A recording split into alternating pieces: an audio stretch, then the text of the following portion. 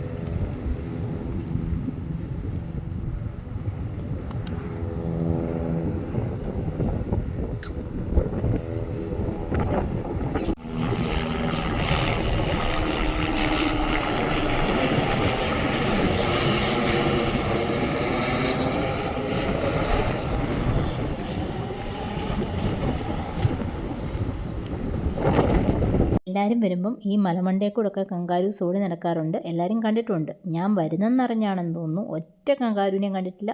ഒരു കങ്കാരു കുഞ്ഞിനെ പോയിട്ടൊരു കാൽപ്പാട് പോലും കണ്ടിട്ടില്ല ഗൈസ്. കങ്കാരുവിനെ തപ്പി തപ്പി കാട്ടിപ്പോയി എന്നെ തപ്പി വന്ന ഹെലികോപ്റ്ററാണ് ഇപ്പം മേൽക്കൂടെ പോയതെന്നൊക്കെ ഞാനൊരൊറ്റ തള്ളങ്ങ് തള്ളും. വിശ്വസിക്കണോ വേണ്ടയോ എന്നൊക്കെ നിങ്ങൾക്ക് തീരുമാനിക്കാം. ഓക്കെ.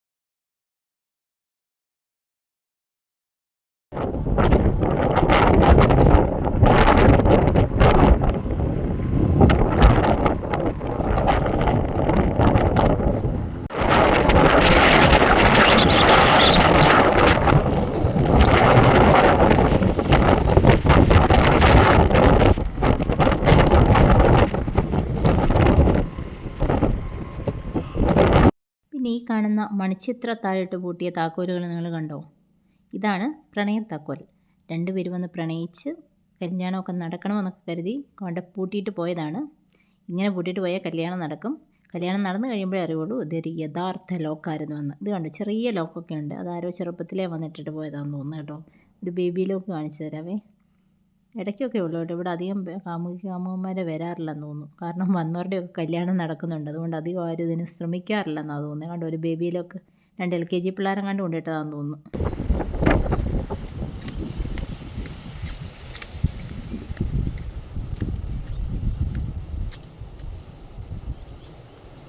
കങ്കാരുവിനെ കാണാൻ പറ്റാത്തതിൻ്റെ വിഷമത്തിലേ അവിടെ നിന്ന പുളിയൊക്കെ ഞാൻ പറിച്ച് ബാഗിലാക്കി ഗൈസ്.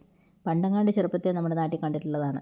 പിന്നെ അത് കണ്ടിട്ടില്ല, ഇപ്പോഴാണ് കാണുന്നത്. ഇതിന് നല്ല ടേസ്റ്റും നല്ല മധുരമൊക്കെ കേട്ടോ. ഞാനത് കുറേ പറിച്ചെടുത്തു. വന്നത് എന്തായാലും മുതലാക്കണമല്ലോ. കങ്കാരുവിനെ കണ്ടിട്ടില്ല എന്ന് പറഞ്ഞുകൊണ്ട് കരഞ്ഞോണ്ട് പോകാൻ പറ്റില്ലല്ലോ. നമ്മളത് കുറേ പറിച്ചെടുത്തു.